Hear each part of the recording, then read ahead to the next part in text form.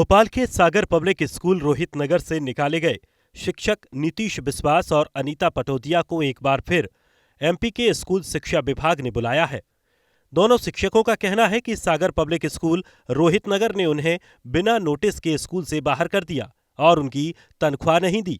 शिक्षा विभाग ने सागर पब्लिक स्कूल रोहित नगर को एक नोटिस जारी कर स्कूल मैनेजमेंट, प्रिंसिपल और वाइस प्रिंसिपल को 22 नवंबर को फिर बुलाया है। नोटिस में स्कूल की ओर से किसी और के नहीं आने पर स्कूल पर शिक्षा विभाग की एकतरफा कार्रवाई करने की बात लिखी गई है। अब एक बार फिर दोनों टीचरों नीतीश बिस्वास और अनीता पटोदिया को उम्मीद है कि उन्हें जल्द न्याय मिलेगा। आपने जो कंप्लेंट की थी उसके बारे में नया नोटिस मिला है आपको, क्या नोटिस है और कितनी तारीख को आपको वापस बुलाया? मुझे जो नया नोटिस मिला है वो 22/11/2022 का नोटिस दिया है। सागर पब्लिक स्कूल रोहित नगर को ये आखिरी मौका दिया है कि आइए इन टीचर्स का पूरा पैसा दीजिए, ग्रेजुएटी का, कोविड का, पीएफ का और निष्कासन की जो भी राशि इनकी है इनका पूरा हिसाब कीजिए ऑफिस में आके। अगर नहीं आप हिसाब करते हो 22 तारीख को पूरा पैसा नहीं देते हो टीचर्स का, तो आपके खिलाफ कोर्ट की अवमानना के तहत कार्यवाही की जाएगी। और इस लेटर में क्या क्या लिखा हुआ है?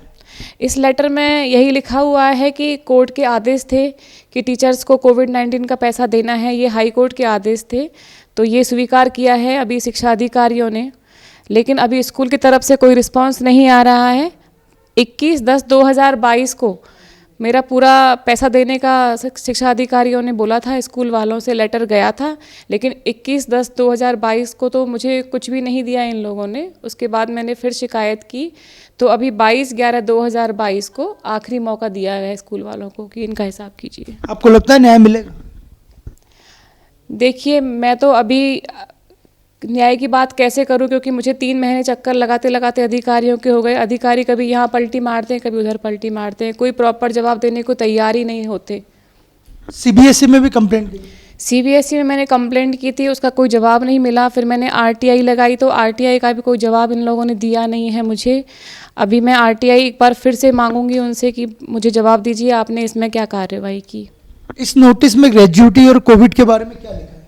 इसमें लिखा है कि कोविड-19 का आपको पैसा देना था जो नहीं दिया है, और ग्रेजुएटी भी देनी थी जो नहीं दी है। और सीबीएसई की मैं एक बात और करना चाहूँगी, सीबीएसई ऑफिस में मुझे बुलाया था राकेश शर्मा जी ने, और मुझे इससे आरटीआई वापस लेने की बात भी कही थी, लेकिन मैंने आरटीआई वापस लेने से मना कर दिया। आरटीआई वापस लेने का क्यों बोल रहे हैं?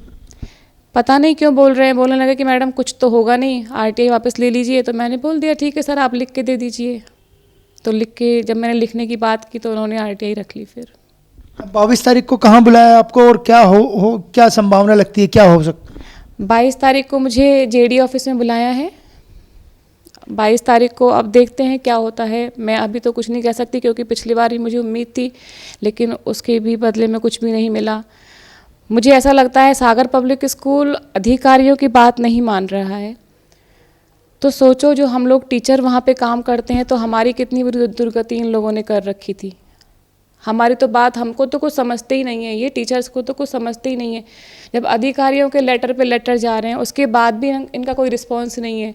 हाई कोर्ट के ऑर्डर ये मानते नहीं हैं, सुप्रीम कोर्ट के ऑर्डर ये मानते नहीं हैं। तो जो वहाँ काम करने वाले लोग हैं वो कितने परेशान होंगे, वहाँ पढ़ने वाले बच्चे बहुत परेशान हैं।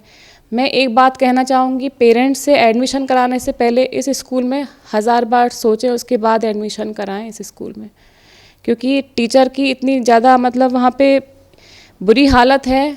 तो बच्चों की क्या हालत होगी, क्योंकि टीचर अपनी मर्ज़ी से वहाँ कुछ कर नहीं सकता। बच्चे उनके लिए क्लाइंट हैं और टीचर उनके लिए गुलाम। कितने पैसे लेने बाकी हैं? मेरे कम से कम 5 लाख रुपए अभी बाकी हैं।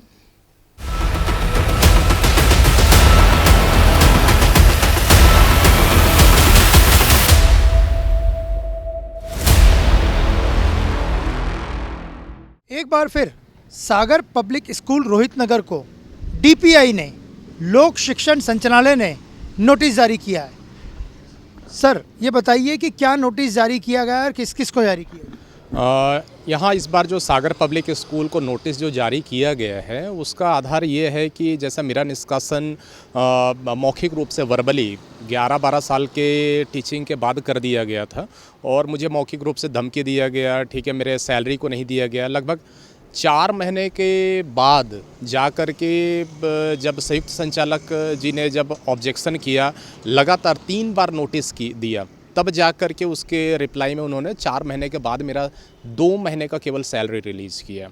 लेकिन इसके बाद भी अभी भी जो मैटर है कि कोविड पीरियड में जो सैलरी होना चाहिए था, जो हाई कोर्ट ने आदेश दिया था कि 80% का सैलरी उस ड्यूरेशन में और बाद में 20% जो बकाया सैलरी है उसका किया जाना चाहिए, 6 महीने के अंदर सेटल होना चाहिए, तो उसके बारे में कुछ भी नहीं हुआ। पहला एक आज अभी जो हाल ही में नोटिस जारी हुआ है उसमें क्या कहा गया है, कितनी तारीख दी गई है? ये 22 तारीख का 22 नवंबर 2022 का तारीख दिया गया है और ये भी कहा गया है कि अगर जो भी उनसे जानकारी मांगा गया है, इसके पहले भी लगातार कॉरेस्पॉन्डेंस करके उनसे जानकारी मांगा गया है, लेकिन हमेशा ही ये किसी को कुछ नहीं समझ रहे हैं। ठीक है, टीचर उनके नज़र में कुछ नहीं है, यहाँ तक कि शिक्षा विभाग उनके नज़र में कुछ नहीं है, ठीक है, उच्च न्यायालय कुछ नहीं है, सर्वोच्च न्यायालय नहीं है कुछ, है ना। तो किसी भी प्रकार का जो भी अगर जानकारी मांगा जाता था सक्षम अधिकारियों के द्वारा, सक्षम विभाग के द्वारा, उनकी भी अवहेलना किया जाता है। अब ये बताइए 22 तारीख को जब आप जाएंगे तो उस नोटिस में क्या लिखा गया है कि 22 तारीख को अगर ये लोग आपको जवाब नहीं देते हैं या सैलरी का मैटर सॉर्ट आउट नहीं होता तो ये कहा गया कि एक पक्षीय कार्रवाई की जाएगी, लेकिन देखना ये है कि जो एक पक्षीय कार्रवाई की बात किया जा रहा है, इसके पहले भी कई बार कहा गया है कि एक पक्षीय कार्रवाई किया जाएगा, लेकिन ये मुझे समझ में नहीं आता कि सागर पब्लिक स्कूल के आदेश के अनुसार अब ये विभाग चल रहे हैं, सरकार चल रही है, ये सरकार के नियमों के अंतर्गत ये विद्यालय प्राइवेट विद्यालय संचालित है। क्या मैटर है जो सॉर्ट आउट होना अभी भी बाकी है? देखिए, पहला तो कोविड पीरियड का सैलरी, दूसरा है इनका बोलना चाहिए ग्रेचुटी अमाउंट, और इन सबसे बड़ी बात यह है कि इलीगल टर्मिनेशन वर्बल, ये 3 मुख्य चीज़ है।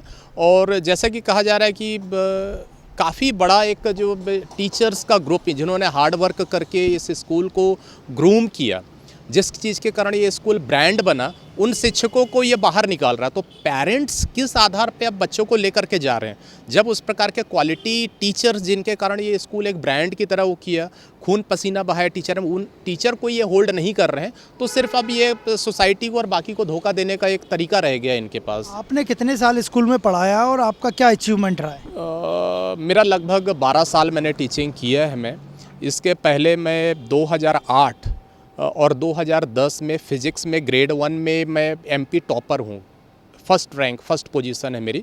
इसके बाद भी मैंने प्राइवेट विद्यालय में काम करना किया। इसके अलावा मेरा सिलेक्शन केंद्रीय विद्यालय में भी 2009 में हो चुका है। एक बार दोबारा मैंने रिटर्न क्वालिफाई किया था 2012। मेरे कुछ व्यक्तिगत रीज़न थे जिसके कारण मैं ज्वाइन नहीं कर पाया।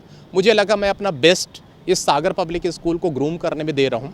आज तक मेरा रिज़ल्ट हमेशा 100% रहा है। मेरा पढ़ाई आज तक कोई बच्चा फेल नहीं हुआ, ठीक है। हमेशा मैंने जो स्लो लर्नर्स हैं उनमें भी 90+% के स्टूडेंट्स को मैंने तैयार किया है फिजिक्स। ये बताइए कि आपने CBSE में भी कंप्लेंट किया है, तो क्या आपको क्या CBSE में क्या कंप्लेंट किया और वहाँ से क्या रिप्लाई मिला? देखिए, CBSE में मैंने काफ़ी पहले कंप्लेंट किया था और लगातार मैं इनसे कम्युनिकेट करने की कोशिश करता रहा, ईमेल के माध्यम से भी, और व्यक्तिगत मिलने की कोशिश करना तो एकदम बेमानी है इनसे मुलाकात। आज भी आपने CBSE में मिलने की कोशिश की तो क्या रिप्लाई मिला? नहीं, यानी कि मैडम बिजी हैं, अभी एग्ज़ाम का टाइम चल रहा है, अभी तो मुलाकात नहीं हो पाएगी। ये जवाब मैं पिछले 9 महीने से मुझे मिल रहा है, इस प्रकार का जवाब। तो CBSE में जो कंप्लेंट हुई है उससे कुछ उम्मीद है आपको? देखिए, अगर विभागीय तौर पर अगर लीगल पारदर्शिता के साथ अगर कदम लिया जाता है तो ऐसे विद्यालय तो संचालित होने ही नहीं चाहिए, क्योंकि जब कोई स्कूल संचालित होता है तो ये एक सामाजिक उद्देश्य के साथ संचालित होते हैं। गवर्नमेंट से ये एक सोशल कॉज के तरह पर ये लेते हैं कि हम एक सोशल कॉज के लिए सोशल सर्विस कर रहे हैं, लेकिन ये जो है समाज के सामने, शिक्षक के सामने, पेरेंट्स के सामने तुरंत अपना चेहरा बदल के अपने आप को कॉरपोरेट की तरह प्रोजेक्ट करते हैं। क्या आपको लगता है कि 22 नवंबर 2022 को सागर पब्लिक स्कूल रोहित नगर के खिलाफ कुछ बड़ा एक्शन ले सकती है DPI?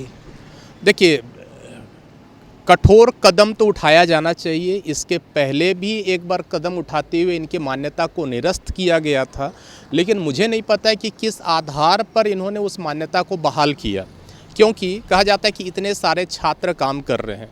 इतने सारे छात्र पढ़ रहे हैं इस स्कूल में, इतने सारे टीचर्स काम कर रहे हैं। बात इतने लोगों के विश्वास हासिल होने की बात नहीं होती, इतने सारे लोगों का विश्वास वो तोड़ रहे हैं, इतने लोगों को वो धोखा दे रहे हैं।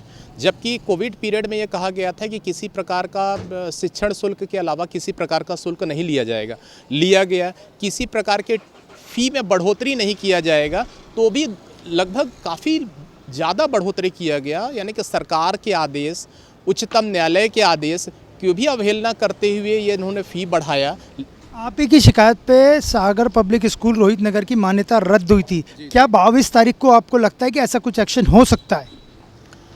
देखिए, मेरा तो ये सोचना है कि इस प्रकार के जो संस्थाएं हैं जो सामाजिक हित के लिए काम ना करें, ठीक है, जो इतने बड़े सोसाइटी में इतने सारे स्टूडेंट्स को, इतने सारे पेरेंट्स को, इतने सारे शिक्षकों को लगातार गुमराह करते आए हैं, धोखा देते आए हैं, उनको एक्सप्लॉइट कर रहे हैं, और शिक्षा विभाग के अधिकारियों को, सरकार के नियमों को, उच्चतम न्यायालय के आदेशों को ना माने, तो ऐसा कौन सा आधार है जिसके आधार पर इनको मुनाफा कमाने, मुनाफाखोरी करने का अनुमति दिया जाए? मैं नहीं समझता कि ये जो ग्रुप है उनको स्कूल संचालित करने का परमिशन होना चाहिए आगे भी।